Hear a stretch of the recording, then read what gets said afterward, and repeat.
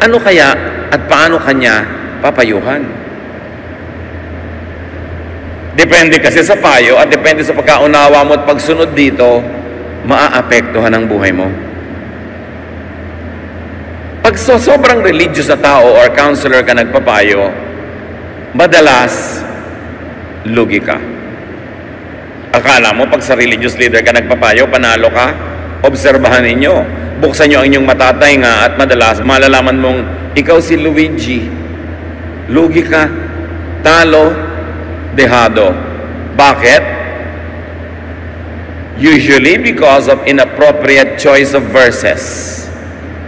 May ire-refer sa iyo ang counselor or teacher na verses pero hindi naman laging tama ang napipiling verse na pagbabasihan. Because of misapplication. Let's say, tama ang verse na nahugot para i-apply sa buhay mo. Kumisan mali ang pag-apply. At malaki ang tsansa na maging mali ang pag-apply, mga kapatid, dahil ang mga verses ng New Testament ay 2,000 taon na. Ang mga verses ng Old Testament ay 3,000 taon na. At higit pa ron yung oral traditions na pinagkuhanan ng written format of the Old Testament. Malayong panahon, malayong lugar, kakaibang mga ugali at kaugalian, ibang mga tao, ibang kultura, ang nagsalita, ang nagturo, ang nagpairal ng mga katuruan na ito. Paano mo huhugutin yan mula sa kanilang lugar at sa kanilang panahon at i-apply mo sa iyong lugar at panahon ngayon na tama ang application mo? Madalas magkabisala. Madalas malulugi ka because of out of context application of verses. And sometimes because of the one-track mind of the counselor. Karamihan ng mga religious counselors, preachers, and teachers may korte ang utak. Kung nag-aaral sa ganong seminaryo, ganun ang korte ng utak noon. Kung miyembro o pinuno o ministro ng isang sekta, ng isang kongregasyon, ganito korte ng utak noon. May iba-ibang korte. Kaya kung kanino kang utak ngayon, humingi ng payo, may korte ang lalabas na payo doon. At yun ba ang pinakamagandang korte para sa'yo? Kaya kawawa yung mga taong sobrang relihiyoso na hindi na nag-aaral ng iba, hindi na nakikinig sa iba, hindi na nagsasaliksik, kasi kung ano na lang ang sabihin sa kanila, kung anong isubo sa kanila, yun na. So ang kadalasan ng mga payo ganito, and tell me if you agree or not, ang dami mong sinabing problema, binubugbog ka ng asawa mo, kinakawawa ka ng kapitbahay, inaapik at kung ano-ano ang nangyayari sa iyong buhay, ang payo sa iyo ni relihiyoso, magtiis ka.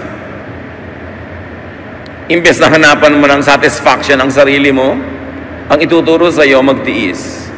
At gagamitan ka ng verses na either wrong verses or right verses pero wrongly applied, o verses na dumaan sa korte ng kanyang utak. So, ang haba ng pagdaing mo, ang haba ng sinabi mo, ang sasabihin lang pala sa dulo, magtiis ka. Uuwi ka ngayon, nakarinig ng payo pero hindi ka masaya. Ipapaapi ka pa nga eh. Sabihin, di bale, sa langit ka nalang bumawi sa kabilang buhay. Ba't hindi na lang tayo dalhin ngayon sa kabilang buhay ng Diyos agad-agad nang makabawi na tayo? Kung talagang yan ang gusto ng Diyos para sa buhay natin, ng makabawi. Eto pa ang payo, magpasensya ka. Imbes na turuan kang manindigan para sa kapakanan mo at gagamitan ka ng verses. May payo pa, magtimpi ka. Imbes na ipahayag at ibulalas mo ang tunay mong nadarama, gagamitan ka ng verses. At talagang kumisan, pagka siguro tinatamad siyang magpayo, niya ipasa Diyos mo na lang. Imbes na palakasin ang loob mong gumawa ng paraan o gumawa ng dapat. In other words, pag pinagsama-sama nyo ang lahat ng payong ito lang yon. Deny your humanity. Itanggi mo na tao ka. Kunwari, santo ka, santa, anghel. Huwag mong pakinggan ang nadarama mo, huwag mong pakinggan ang gusto mo. Walang kwenta yan. Itapon mo lahat ang iyong pagkatao. Deny your desires. Deny your aspirations. Yan ang ipapayo. Imbes na sabihin sa iyo magpakatao ka at magpakatotoo ka, tuturuan ka magpanggap. Magkunwari, magbalat kayo na okay ka lang kahit hindi ka okay. And this kind of counselors will even make you feel guilty for being human. Most religious thought, even the culture of the New Testament, was very greatly influenced by the Greek culture, mga kapatid. At sa Greek culture prevalent during the New Testament times, minamasama nila ang lahat ng bagay na may kinalaman sa katawan, sa mundo, sa lupa. Ang minamabuti lang nila ay meron kinalaman sa kabilang buhay, sa espiritu, sa espiritual. Pero tayo ay katawan, espiritu at kaluluwa. Magkakasama sa isang tao yon.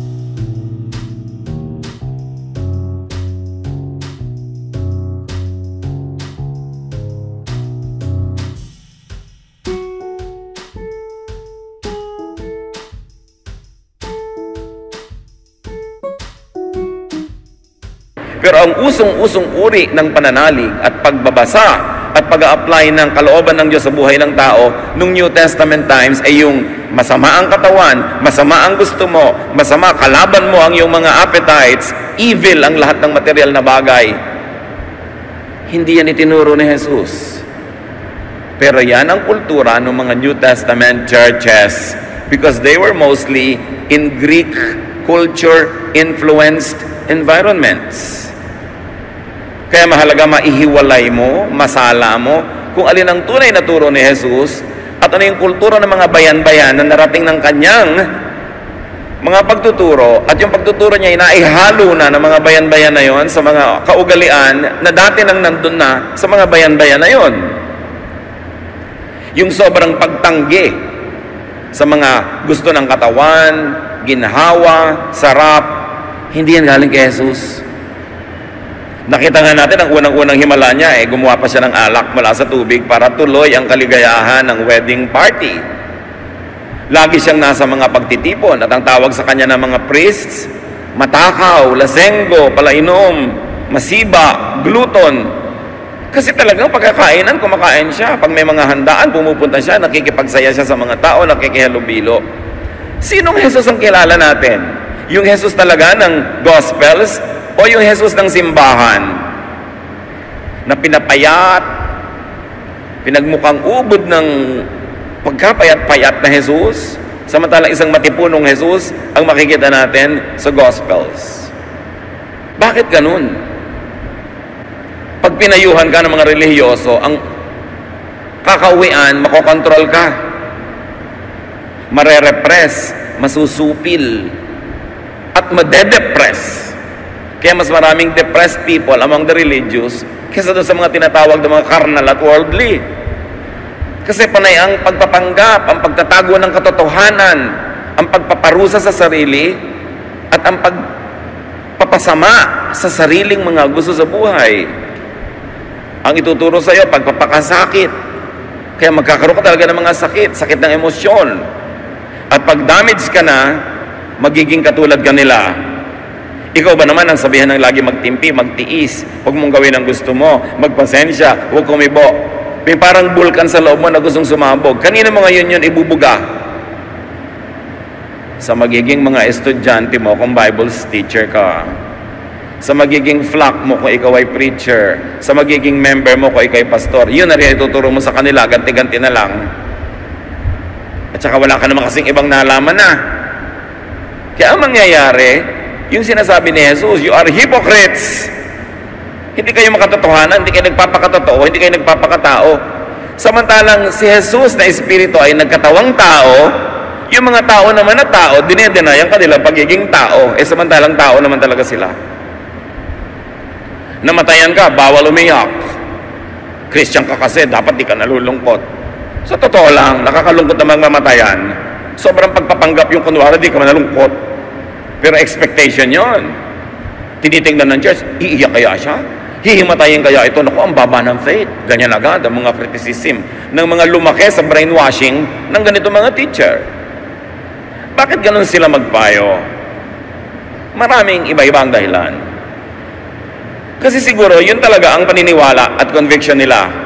At least, honest at sincere sila. Kaya lang pwedeng sincerely wrong, pero sincere. Na ang mga paniniwala at conviction ng mga teacher na ito, mga preacher, kadalasan naman namaan na lang nila o napulot, nadinig kung kanino. Tell me, brothers and sisters, gaano karaming tao ang merong religious belief na bago niya niyakap yung belief, bago niya sinundan at bago niya itinuro ay talagang sinaliksik niya. Pinag-aralan niya. Tiningnan niya ang puno at dulo. Tiningnan niya ang mga relasyon ng mga verses sa ibang mga verses. Binasa niya yung mga verses sa at least 3 versions or translations of the Bible para hanapin niya talaga yung pinakagitnang kahulugan. Gaano karami yung pag may sinabi ang preacher o teacher magsisaliksik, totoo nga ba? At ito nga ba? Tama nga ba ang sinasabi niya? Wala. Kadalasan ng mga matatapang na mga gyera ang hinahanap, debate, pakikipagpaligsahan sa mga ibang pananampalataya, kadalasan yun, nadinig lang nila. Hindi naman nila sinaliksik na. Buong-buo na lang nilulon, pinaniwalaan at ngayon, papatay o magpapakamatay sila para sa ganung pananalig. Napakamapanganib ng religious idea pag hindi sinusuri, hindi talaga binibigyan ng examination and test, at hindi inihahambing sa ibang mga katuruan, sa ibang mga ideya, para yung tunay at wagas na katotohanan ang lumabas. Hosea 4:6, my people are destroyed from lack of knowledge. Dahil sa kamangmangan, sa katamarang mag-aral, kung ano na lang ang isubo ng pulpito sa kanila, yun na ang pangahawakan. Madalas tuloy para nagiging mga robot. Nakikigyera para sa mga ideyang napulot lang naman nila o nadinig. At hindi na nasuri. Bakit ganun ang counsel ng marami? Kasi yun lang talaga ang alam nilang ipayo. Wala nang iba. Yun lang na ituro sa kanila at wala naman silang ibang pinag-aralan na. Wala naman talagang masusing pag-aaral na ginagawa. Paano mo pag-aaralan ng Biblia? Una, ang Biblia, libro. Dapat marunong ka magbasa. Hindi ka lang naman dapat marunong magbasa ng abakada. Marunong ka umunawa ng wika. Kasi nasa iba't ibang wika. Nasa Ingles ba yan? Nasa Tagalog, Cebuano. Samantalang, yan ay isinalin lang naman mula sa Greek at mula sa Hebrew. Sa pagsasalin, ang dami nang nawawala. Tapos ang dami-dami mga version na pinuproduce sa mga kongregasyon na may kani-kanyang doktrina na gusto nila, yung doktrina nila nakalagay dun sa version na yon. Kaya yun ang version na pinagpipilitan lang nila sa takot nilang ma-expose ang kanilang mga nakikinig sa ibang mga stand o pananaw regarding the same verses. So they control the version that you will read para hindi ka ma-expose sa ibang ideya. Natatakot sila na matuto ka eh. They control the interpretation. They control the application. Ang ending, yung church lang nila ang tama at lahat ay mali. Sa palagay nyo, may ganun talaga? Isang church na 100% tama and 99% of the other churches are wrong.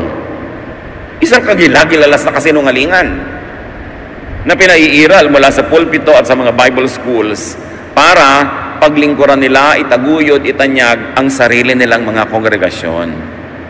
Hindi ang tunay at bukas na isip na pag-aaral, kundi binubulag, pinaliliit ang paningin ng mga miyembro para wala ng ibang malaman pa. Pinagbabawalang makinig kay ganon, pinagbabawalang umaten sa ganon. Bakit? Sinusupil, kinokontrol ang utak. Bakit? Ganon pa rin mag-counsel ang marami. Kumisan, hindi naman talaga yun ang tapat at buong paniniwala niya. Pero yun ang standard at safe answer. Babae ka, binubugbog ng asawa, tinutusok ng ice pick paglaseng, binubusan ng kumukulong tubig, inuuwian ng venereal disease, magpapapayo ka kay counselor, ang payo ni counselor, para safe, magtiis ka, ipanalangin natin. Hindi kami napayong, abalayuan mo yan, hiwalayan mo dahil papatayin ka, kawawa ka naman. Hindi dahil baka masabi siyang liberal. Baka masabihan siyang hindi maka-Diyos, hindi conservative. Therefore, ang inaalagaan ni counselor, yung image niya, kesa kapakanan mo. So, uuwi ka, wala ka pa ring uwi na solusyon sa problema mo, mukha lang nagkaroon, pero ang tunay niyang itinuro sa'yo, paghapos ka, patali ka, sa langit ka na lang bumawi, sister. Kaya kawawa ang nalalagay sa mga bulag-bulag na relihiyon. Ayaw nung teacher, kahit ang konsyensya niya, budhi niya, gusto kang payuhan nung nakakapagpalaya, magpapanginawa sa'yo, pero baka mapagkamalan siyang hindi biblical. So, magdusa ka na lang, may awa ang Diyos. In other words, maraming guro at maraming counselor, ang mahalaga ay ang image nila, na sila'y conservative, sila'y godly. Hindi mahalaga yung tunay na kapakanan at ikabubuti mo. Dapat makahalata ka, kapatid, pag gano'n ang takbo ng usapan. Nagsasayang ka lang ng pagod o magpa-counsel. Malaki kasing risk sa image ng counselor ang magpayo ng kung ano talaga ang makabubuti, yung makakapagpaginhawa at makakapagpalaya sa tao. Baka siya mapahamak, baka siya mapagalitan, baka matanggalan siya ng posisyon. It is easier and safer to parrot the standard scripts. 2 Timothy 4:3, the time is coming when people won't listen to good teaching. Instead, they will look for teachers who will please them by telling them only what they are itching to hear. At pwede yan. That the time is coming when teachers and counselors won't declare good teaching. Instead, they will only say what the traditionalists, what the conservatives, and what the critics and church bullies want them to say. Kaya dapat lagi nagsusuri. Yun ang kalakaran ng mundo kahit nung panahon ni Jesus. Pero si Jesus, paano nagpayo? Paano nagturo? Paano nag-interpret at nag-apply ng scripture sa buhay ng mga tao sa lupa na may mga pangangailangan at tunay na mga problema? What is effective counsel and teaching according to Jesus? Si Jesus, iba. Pag nilapitan, kahit sa araw ng Sabat ng taong may pangangailangan, hindi nagpapayo sa kanila na magtiis, maghintay, at magpakasakit dahil Sabat ngayon or dahil sa law. Ibibigay na niya agad ang makabubuti kahit hindi maganda para sa image niya. Kahit magmukha siyang lawbreaker. Yun ang pagkakaiba ng pag-ibig ni Jesus. Pupunta ka sa Kanya, gutom ka, Sabat, hindi niya sasabing, maghintay ka na lang bukas, malapit na yon. Bawal kasi sa law natin, Sabat ngayon Magpapakita ka sa Kanya, nalumpo ka, hindi niya sasabihin sa yung, bumalik ka bukas, Sabat ngayon. Sabi ng batas natin, sabi ng batas ni Moses, bawal magtrabaho kahit magpagaling. Hindi ganon si Jesus. Kailangan mo ngayon, makabubuti sa iyo ngayon, ibibigay niya sa iyo ngayon, anuman ang sabihin ng mga conservatives. Ang mahalaga kay Jesus, yung ikabubuti mo, ikagiginhawa mo, mabunot ka sa hirap na yan. Sabi pa nga niya, Sabbath was made for man, not man for the Sabbath. Imagine that. Isa sa 10 utos, isa sa mga pinakamalalaki, matitibay at mahalagang institusyon ng buhay ng Israel ang Sabbath. Pag nagtrabaho ka ng Sabat, they will stone you to death. Pero sabi ni Jesus, Sabat, hindi naman nilikha ang tao para maging sunod-sunuran sa Sabat. Nilikha ang Sabat para pakinabangan ng tao. Ngayon, kung ang pag-observe mo ng Sabat, hindi ka pakipakinabang sa'yo, pues don't observe it. Yun ang sinabi niya. Can you imagine kung gaano nakagigimbal at nakakayanig yung turo na yon kung maririnig mo in the traditional setting of Israel? Sobrang binangga mo ang pader ng templo.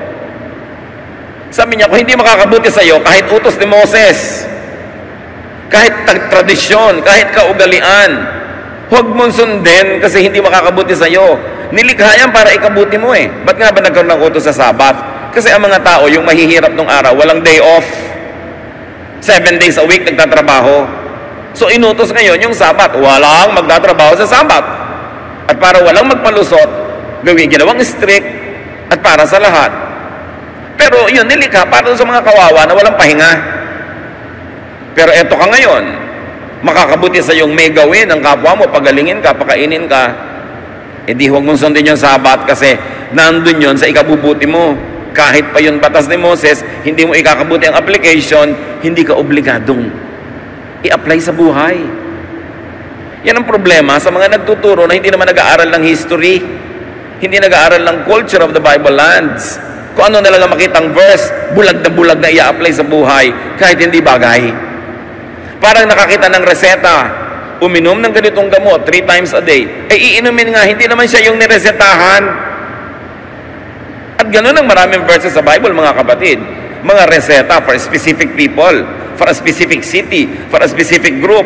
Tapos nabasa mo ngayon, 2,000 years later, namamatay ka sa pagsunod, tapos dadaing ka kay Jesus, sabihin ni Jesus, ba't ka sunod ng sunod? Hindi naman yung para sa iyo eh. Meron yan talaga para sa iyo. Hanapin mo. Merong hindi. Pag-aralan mo. Kaya dapat mag-aral. Mahirap pag ang nagtuturo ay mangmang. Kung ano-ano na lang ang application, napapariwara ang sumusunod. Mark 2:23-28. One Sabbath, Jesus and His disciples were walking through some wheat fields. His disciples were picking grains of wheat as they went along. Bawal yon kasi ang pagpitas ng anumang makakain ay trabaho. Bawal, Sabbath. Some Pharisees asked Jesus, "Why are your disciples picking grain on the Sabbath? They are not supposed to do that." Jesus answered, "Haven't you read what David did when he and his followers were hungry and in need? It was during the time of Abiathar the high priest. David went into the house of God and ate the sacred loaves of bread that only priests are allowed to eat. He also gave some to his followers." So namimitas yung kanyang mga tauhan ng makakain at hindi po bawal mamitas kasi ang allowed, ang nagugutom na pamitas ng konti, huwag lang sobrang dami tapos ititinda niya pa niya palengke yung sobra. Walang ganon. Pero kahit hindi sa iyo yung puno, pwede kang pumitas, allowed yun ng law. Hindi yun ang bawal. Ang bawal ay Sabat ngayon, walang mamimitas.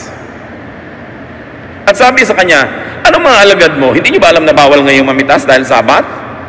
Sabi ni Jesus, gutom na eh. Gusto mo bukas pa? Hindi niyo ba natatandaan ang kwento tungkol kay David? Nung nagugutom siya at kanyang mga tauhan, pinasok nila ang templo. Kinain nila yung banal na tinapay na mga pari lang ang kakain. Galit na galit yung mga pari nun. Hindi nila malimutan sa history. Kaya yun ang inungkat ni Jesus. Sandatahan kasi yung mga tauhan ni David. Anong nagawa ng mga priests? Hindi sila nakakibo. Kinain yung mga tinapay. Napahamak na sila David? Hindi. Nabusog. Napasama ba sila? Pinagalitan ba sila ng Diyos? Hindi. Yung mga priest lang na nagalit. At sa dinami-rami ng maiuungkat ni Lord, yun ang inungkat niya kasi yun ang talagang malalim ang sugat sa templo. Yung panahon na alam ng lahat na pinasok ni David ang tabernacle, kinain niya ang banal na tinapay. Gutom sila eh. Nakita niya yung Diyos, pati nung panahon ni David, di naman nagalit. Ang nagalit lang yung priest. Kahit ngayon, mga kapatid, madalas hindi naman Diyos ang nagagalit. Yun lang pastor o yung priest o yung leader. Dapat pinaghihiwalay nyo yung galit ng Diyos at galit ng kapwa-tao. For Jesus, hunger and other needs are priorities. They are valid and they must be met no matter what the religious regulations are. Are you in love with Jesus?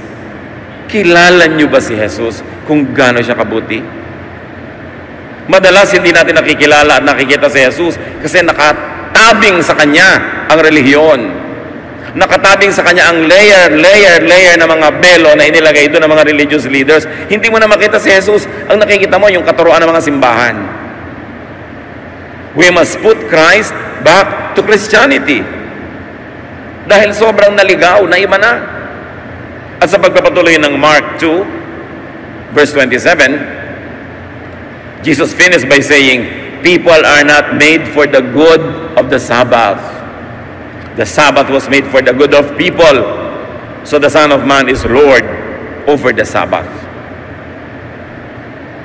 Sabi niya, ako na anak ng Diyos na may kapangyarihan na nagsasabi sa inyo para sa ikabubuti ng tao ang mga religious regulation. At kung ang pagpipilit na i-applyan ay di na makabubuti, ang unahin nyo kung ano makakabuti sa inyo. I am the Lord of the Sabbath, saying that. People are not made to just obey the rules. The rules were made for the benefit of the people. And when obedience to those rules will actually put them in terrible disadvantage, Jesus sets us free to pursue what is needed, what is necessary, so that we will be safe, comfortable, and we will enjoy rest and peace. How much do you know your Lord and Savior? What does it mean that Jesus saves? Jesus does not save only from the fires of hell in the next life.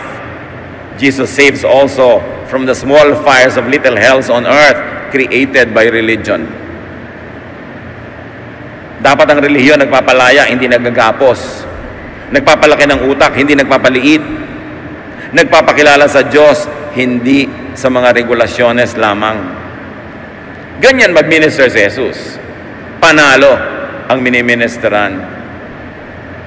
Hindi pinatatalo o pinapadehado for the sake of the image or appearance ng counselor or the expectations of strict and unloving Pharisees, not for the sake of traditional doctrine, not even for the sake of Scripture.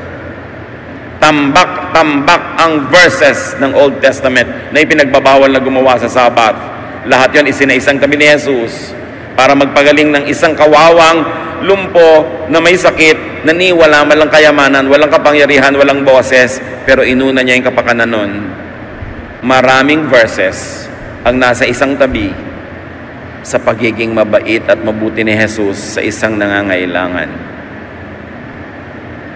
Ngayon, ang ginagawa ng mga leaders, di bali nang maghirap ka, dapat gawing poon ang mga verses. Mahirapan ka man, magdusa ka, mamatay ka dyan, kailangan sundin ito. Ganon ba ang pamamaraan ni Jesus? Mark 3:1-6. The next time that Jesus went into the meeting place, a man with a crippled hand was there. The Pharisees wanted to accuse Jesus of doing something wrong, and they kept watching to see if Jesus would heal him on the Sabbath. Nakita nyo? Marami nang nagagalit na religious leaders kay Jesus. So sabi niya, obserbahan natin, Sabat ngayon, meron ditong lumpo, pilipilipit ang buto, hindi makagalaw ang kamay. Tingnan natin kung pagagalingin. Kasi Sabat, pag pinagaling niya yan, mabubutasan natin siya, maidedemanda, madadala natin sa hukuman, maipapapatay natin siya. Alam nila kasi ugali ni Jesus, uunahin yung kapakanan ng tao. Kaya nag-aabang silang mangyari yon. Sila, walang pakialam sa tao. Ang gusto lang nila, mabutasan si Jesus para mawala dahil kakompetensya nila eh. Jesus told the man to stand up where everyone could see him. Then he asked, on the Sabbath, should we do good deeds or evil deeds? Should we save someone's life or destroy it? But no one said a word. Alam na ng mga taong pwedeng maganap, natatakot sila sa mga priests. Kaya kahit gusto nilang maging mabuti, magawa ng mabuti, gusto nilang magpakabait sa kapwa, hindi sila kumikibo dahil magagalit ang simbahan. No one said a word. Jesus was angry as he looked around at the people. Kita nyo, isa sa mga konting-konting instances ito na nagalit si Jesus. Ayaw manindigan ng mga tao eh. Sabi ni Jesus, Sabat ngayon, merong may sakit dito, sabihin niyo sa akin, tama ba na gumawa ng mabuti sa Sabat? O tama ba na sumira ng buhay? Alam niyo naman ang sagot, di ba? Dapat gumawa ng mabuti kahit Sabat. pero walang naglakas loob kumibo kasi nandun yung mga priests. Ganun ka-control ng mga religious leaders sa mga tao. Lagi silang takot. Baka sila ipadala sa impyerno. Baka sila masabihang demonic. Baka sila mabigyan ng mga kung ano-ano mga bansag. Hindi sila kumibo kahit sa ikabubuti nila, ha? Nagalit tuloy si Jesus. Jesus was angry as he looked around at the people. Yet he felt sorry for them because they were so stubborn. Then he told the man, ayaw may kumibo, ha? Walang kakampi sa gagawin natin. Tumayo ka, tayo na lang. Stretch out your hand. He did. And his bad hand was healed. The Pharisees left. And right away they started making plans with Herod's followers to kill Jesus. Nagkatotoo yung sinabi ni Jesus. Sabi niya, ngayon Sabat, ano ba dapat gawin? Gumawa ng mabuti? Bumuo ng buhay? O gumawa ng masama? Sumira ng buhay? Ang ginawa niya, gumawa siya ng mabuti. Binuo niya yung buhay ng crippled. Yung mga relihiyoso, gumawa ng masama. Nagplanong sirain ang buhay ni Jesus at patayin siya. So, sino ang talaga masama? Papatayin nila si Jesus dahil nagpagaling. Yan ang nagagawa ng inggit. Yan ang nagagawa ng kabulagan na sundin ang lahat ng batas kahit walang gumaling. Naging alipin sila ng mga verses. Pero si Jesus, yan ang malasakit. That is love. Jesus shows concrete applications of His doctrine. Isinusuong ang sarili sa panganib, di bali ng mapintasan, di bali ng ma-misunderstood, di bali ng pagbalakang patayin, magpalaya lang at gumawa ng mabuti sa tao. Hindi siya katulad ng iba, ang inuuna yung image nila, kapakanan nila, at hindi yung ikabubuti ng pasyente. Ano ang lesson galing kay Jesus? How to interpret and apply Scripture according to Jesus. Yan ang heart of the matter. According to the acts, deeds, and teachings of Jesus, interpret and apply Scripture only in kind and loving ways. Meron kang 10 commandments, meron kang 613 misvots or other commandments, meron kang tradisyon, meron kang nakasulat na mga scriptures kung nasaan ay nandun ang lahat ng ideya, inisip, attitude, taste ng bawat prophet, ng bawat disciple, ang daming katuruan, ang daming bawal, alin doon ang i-apply mo at paano? Sabi ni Jesus sa kanyang mga actions, interpret and apply Scripture only in kind and loving ways. Find what is good and loving in it, and give it meaning in ways that will be immediately helpful. Considerate, nourishing, uplifting, and affirming.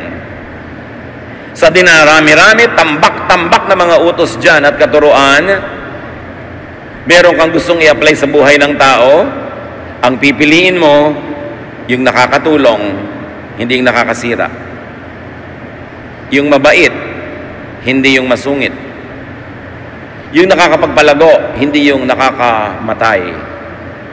Yung nakakapagpaangat at nakakapagpaginhawa, hindi yung nagpapasikip ng loob.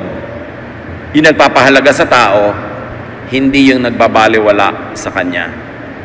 Remember ang sabi niya, Sabbath or religious laws were made for man. Sa ikabubuti.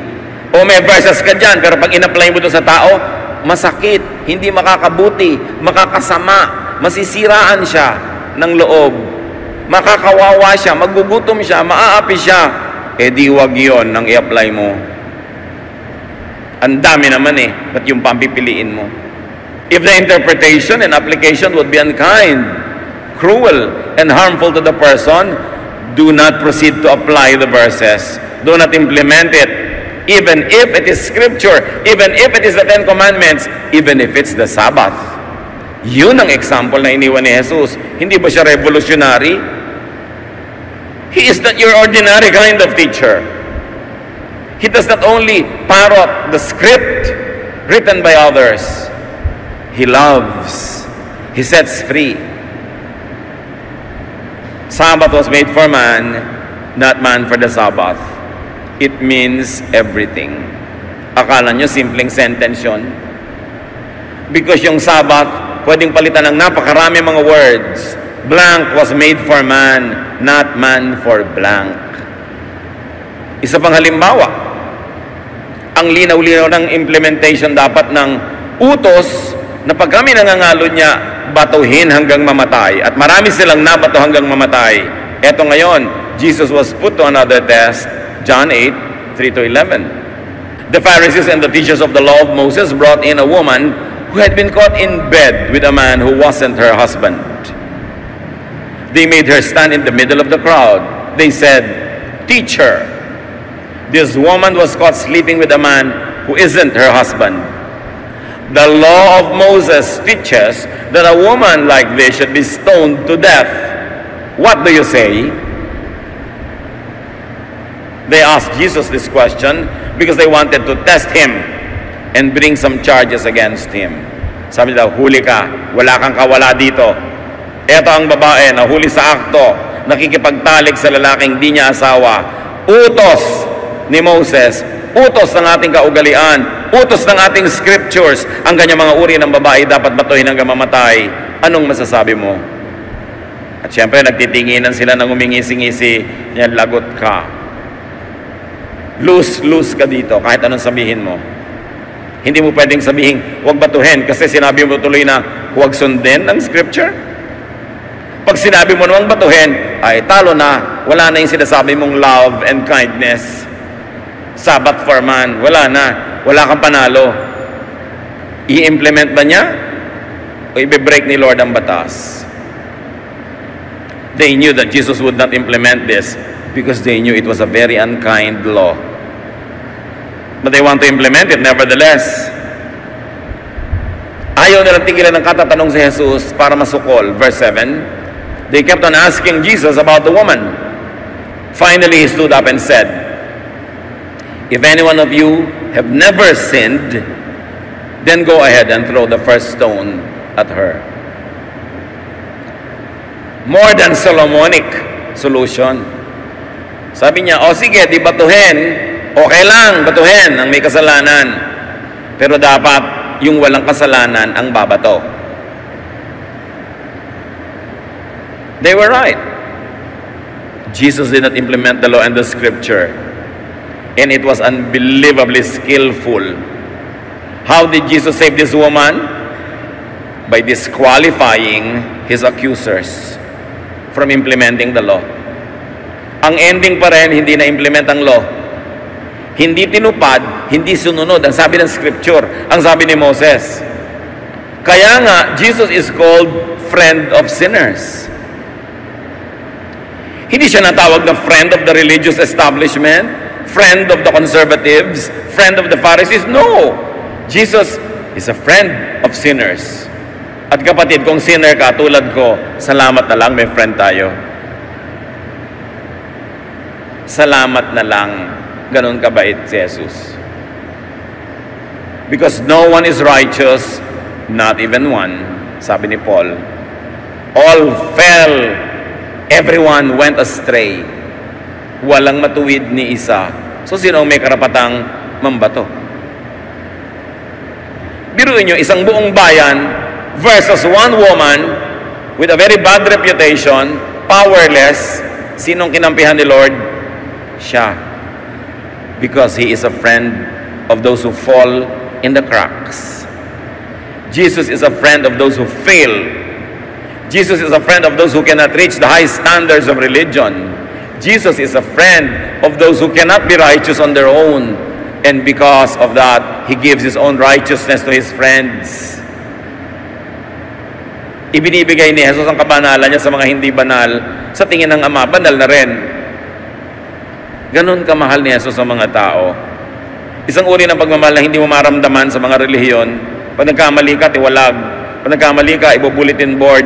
Lilitisin ka ng mga elders. Tanggal ka sa ministry. Pagchichismisan ka ng mga kapatiran na ang tawag sa'yo, sister. Nasaan yung love? Nasaan si Jesus? Kaya talagang dapat ibalik si Jesus sa church.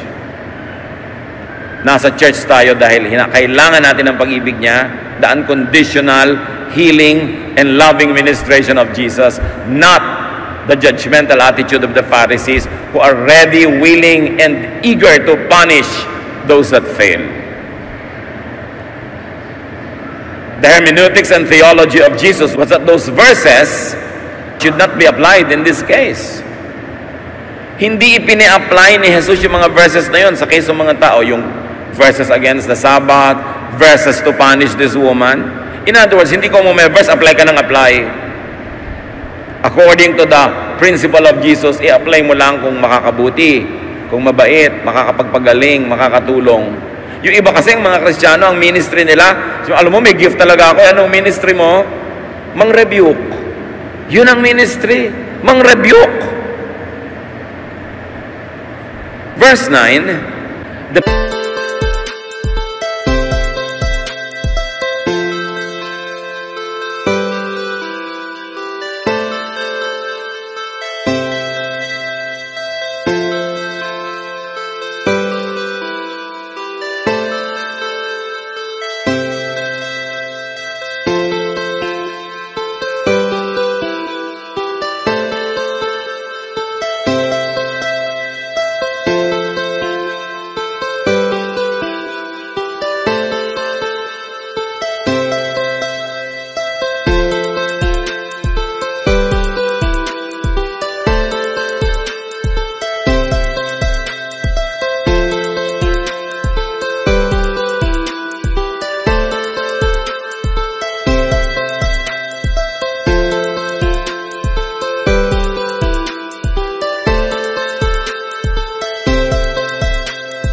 people left one by one, beginning with the oldest. Sino yung oldest? Sila yung feeling entitled na mambato. Sila yung most authoritative. Sila yung naunang umalis. Finally, Jesus and the woman were there alone. Jesus stood up and asked, "Where is everyone? Isn't there anyone left to accuse you?" "No, sir," the woman answered. Then Jesus told her, "I am not going to accuse you either. You may go now, but don't sin anymore." Jesus did not punish the woman for her past. He only encouraged her for her future. Understand that. Hindi niya inungkat yung nakaraan. Hindi niya inusig yung babae dahil sa nakaraan. Pinaalalahanan lang niyang alagaan yung kinabukasan pa. Yung darating pa. Do not submit yourselves to the religious mob. Do not submit yourselves to the religious bullies. Talo kayo, babatuhin lang kayo, papatayin lang kayo. Huwag kayo sa kanila mag-submit. Submit yourself to Jesus. Panalo kayo. Mamahalin, tatanggapin, pagagalingin, paaalalahanan, tuturuan. In loving and being kind, did Jesus really break the law? Dapat masettle. Did he or didn't he break the law? Sa biglang tingin, he did. Utos yan eh, di ba? Hindi pinatupad, he broke. Matthew 22:36-40. Teacher, what is the most important commandment in the law? Ang dami kasing law eh. 10 commandments and 613 other laws. So 713 total. Jesus answered, "Love the Lord your God with all your heart, soul, and mind. This is the first and most important commandment." The second most important commandment is like this one, and it is love others as much as you love yourself. All the laws of Moses and the book of the prophets are based on these two commandments. At totoo naman, kasi ang first 3 commandments tungkol sa pag-ibig mo sa Diyos. Pagkatapos ang susunod na, pag-ibig mo sa magulang, sa iyong kapitbahay, huwag mong nakawan, huwag mong agawan ng mga kanyang mga ari-arian, puro pag-ibig sa kapwa. Sabi ni Jesus, huwag na lang kayo malito, 2 lang ang utos. Ibigin mo ang Diyos ng buong puso, above all, at ibigin mo ang iyong kapwa gaya ng pag-ibig mo sa sarili mo. May binrake ba si Jesus sa mga ginawa niya? Wala. What seemed to have been broken was the letter of the law, but the spirit to love God and to love others was never broken. That is the higher meaning of the law, the spirit of the law, not the letter of the law. Jesus reinterpreted the law. Jesus returned to the original meaning and purpose of the law and the scripture. In so many words, Jesus rewrote the law. He never really broke it. He made it user-friendly. Jesus' law, Jesus' interpretation and application is the law of the Father, because Jesus is the divine, the deity that lived in bodily form. So kung anong inutos at ipinagawa ni Jesus, yun ang tunay na kalooban ng Diyos. Bakit ipinadala si Jesus sa lupa?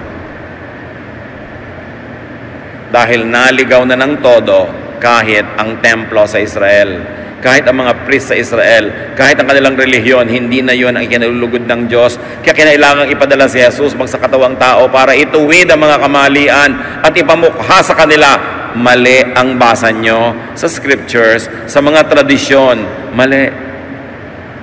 Walang tama ni isa. Kawawa ang bayan. Kawawa ang mga tao. John 10:8-21, ang sabi ni Jesus, everyone who came before me was a thief or a robber. Isipin niyo sabihin ni Jesus, lahat ng nauna sa akin, magnanakaw. Lahat. Ninakawan kayo ng saya, ninakawan kayo ng ligaya, ninakawan kayo ng kalayaan, ninakawan kayo ng mga dapat niyong nilalasap sa buhay, ninakawan kayo ng kapayapaan, puro takot, puro guilt, puro panguusig, puro pananakot. Sabi niya, I am the gate. Verse 9, not them. All who come in through me will be saved. Through me they will come and go and find pasture. Pag yung word na save, laging puro salvation from eternal hell ang iniisip mo, mabubulag ka sa mga iba pang kahulugan nito, matatakpan, hindi mo makikita.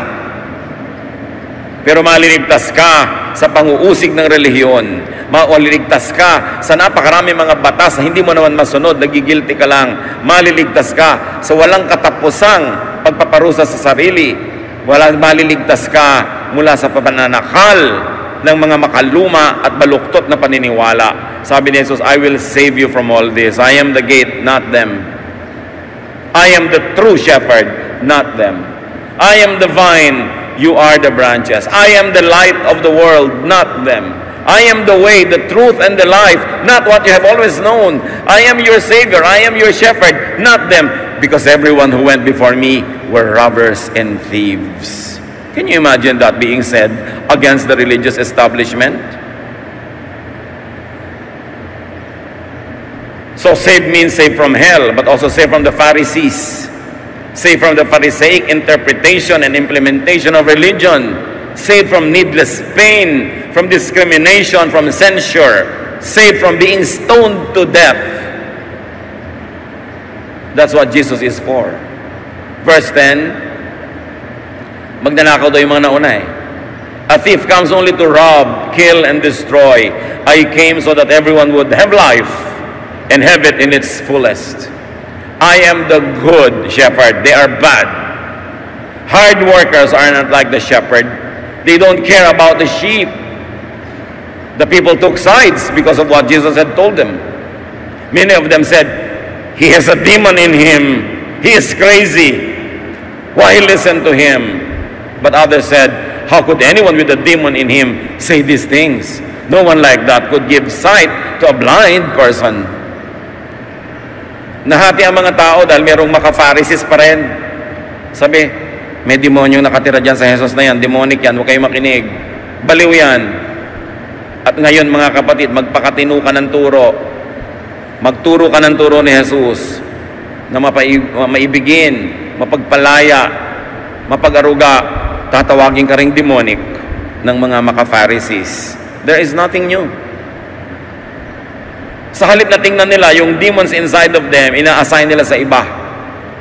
And Jesus was even called the prince of demons by these religious teachers. Baliw daw. Sapagkat ang tao sobrang nabulag na pag binibigyan mo ng liwanag, hindi na rin nila nakikita.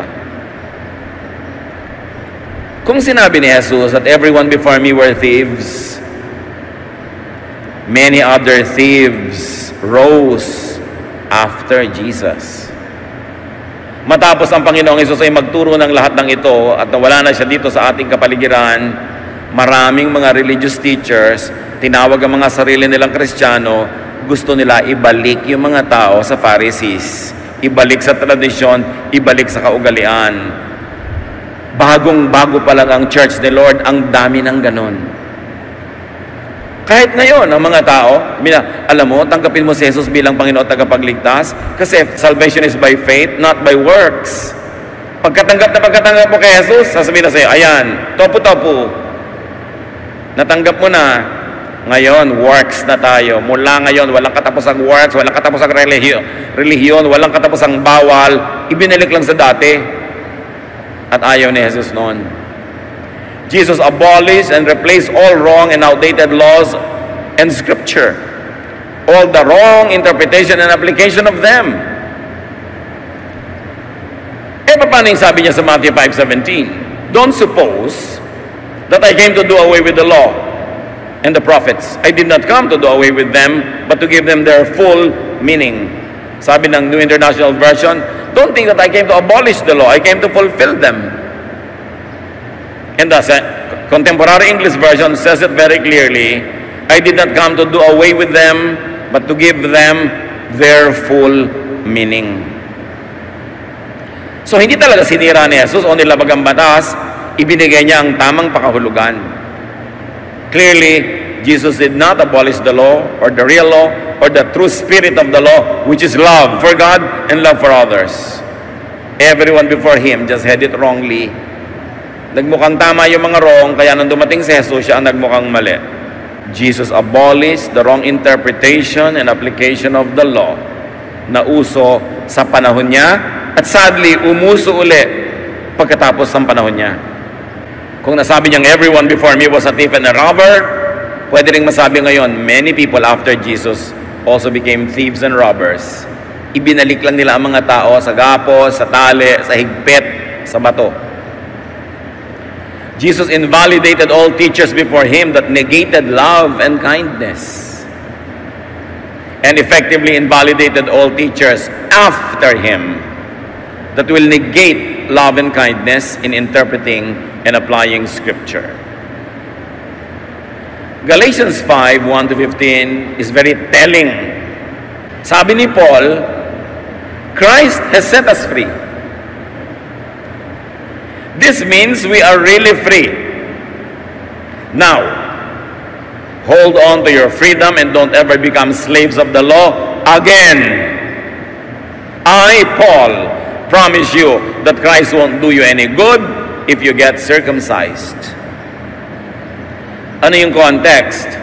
Nagturo na si Jesus ng freedom from the traditions. Isa sa mga tradition ng Israel is circumcision.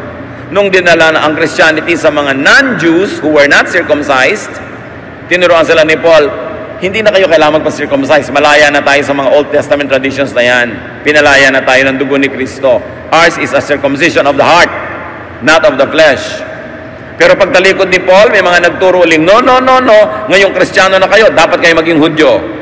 Dapat sundin nyo ang mga tradisyon ng mga Hudyo. Dapat kayo magpatuli. Dapat huwag kayong kumain ng ganito. Dapat hindi nyo gawin yon. Dapat maging Hudyo kayo. Sabi ni Paul, ano ba kayo? Dapat talikod lang ako, naligaw na kayo. Ako nangangako sa inyo, walang ikabubuti sa inyo ang circumcision. Kahit gawin nyo pa, kahit matanda na kayo. Hindi yan ang pinag-uusapan. Ang pinag-uusapan, pinatawad, pinalaya, at iniligtas na kayo ni Jesus kahit ano pang kalagayan ninyo physically. O gusto ninyo na sumunod sa batas ng circumcision, sundin nyo na rin ang lahat ng 10 Commandments at 613 mitzvots. Sundin nyo na rin ang bawat sinabi, bawat remark, bawat taste, bawat style ng lahat ng propeta at lahat ng mga apostoles. Kung gusto nyong sundin yan. Kung magpapaalipin din lang kayo sa isang utos na yan, paalipin na kayo sa lahat. Bakit sa isa lang? Kaya sabi niya sa verse 3, if you do, you must obey the whole law. Gusto niya ng law, dapat lahat. And if you try to please God by obeying the law, you have cut yourself off from Christ and His wonderful kindness.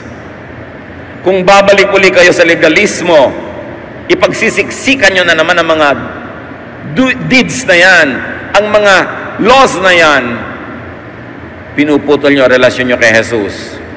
Kasi ang relasyon nyo sa Kanya ang nagtatali nun, His grace and kindness. Pero oras at tinalikuran nyo yung grace and kindness at nang hawak na naman kayo sa mga kautosan, sa legalismo, sa mga tradisyon, tatalikod kayo kay Jesus, haharap uli kayo sa mga Pharisees.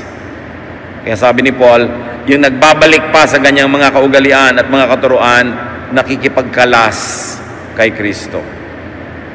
Verse 5, but the Spirit makes us sure that God will accept us because of our faith in Christ. If you are a follower of Christ Jesus, it makes no difference whether you are circumcised or not. All that matters is your faith that makes you love others. Nakita nyo? Yung mga Israelite dati, kilala sila dahil circumcised. Hindi nila maikaila. Pero sabi ni Paul, kung gusto nyong makilalang Kristiyano, huwag nyong daanin sa circumcision. Huwag nyong daanin sa mga tradisyon. Huwag nyong daanin kung anong kakainin nyo at hindi kakainin. Isusuot at hindi isusuot. May tattoo ba kayo o may hikaw? Huwag nyong daanin dyan. Makilala kayo na kay Kristo dahil kayo'y maibigin. Verse 7, sabi pa niya, you were doing so well until somebody made you turn from the truth. And that person was certainly not sent by the one who chose you, meaning God. Sabi, okay na kayo eh. Napatalikod lang ako, nakinig na naman kayo kung kani-kanino. At ang pinakinggan nyo, siguradong hindi padala ng Diyos sa inyo. Ako ang nagsasabi sa inyo nun. Sabi niya. Verse 13, my friends, you were chosen to be free, so don't use your freedom as an excuse to do anything that you want. Use it as an opportunity to serve each other with love.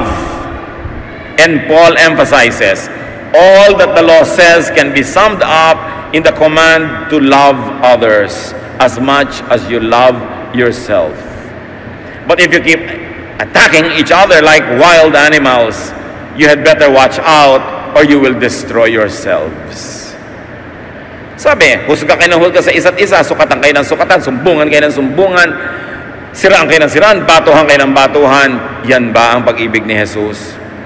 Ang tunay na batas ng Diyos, maging maibigin ka. Huwag mong kakalimutang maging maibigin sa pagpipilit mo lang na mag-implement ng iba pa mga batas. Napakalinaw ng turo ni Jesus. Jesus redefined godliness and discipleship by only one distinction, love. And Paul was the number one advocate of this teaching. Paul wholeheartedly believed and taught that the distinction of a true Christian is love.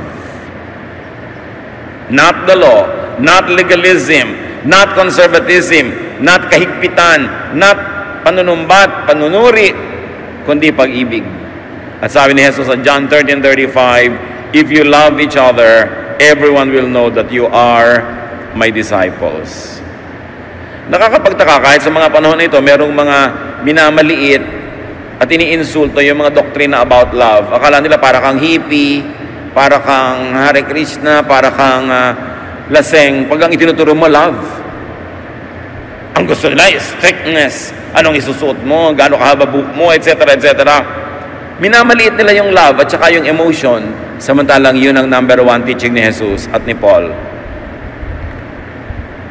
Not if you're circumcised or scriptural or doctrinal or outwardly religious, but if you love.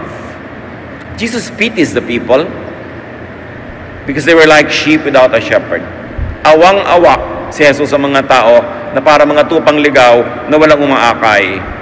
Mark 6:34, when Jesus got out of the boat, he saw the large crowd that was like sheep without a shepherd. He felt sorry for the people and started teaching them many things. Sa palagay nyo, ano itinuro niya? Mga batas, mga do's and don'ts?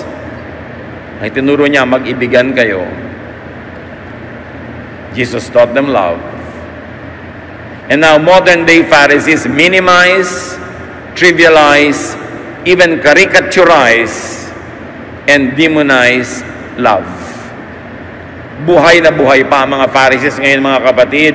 Imulat nyo ang inyong mga mata at iwasan sila.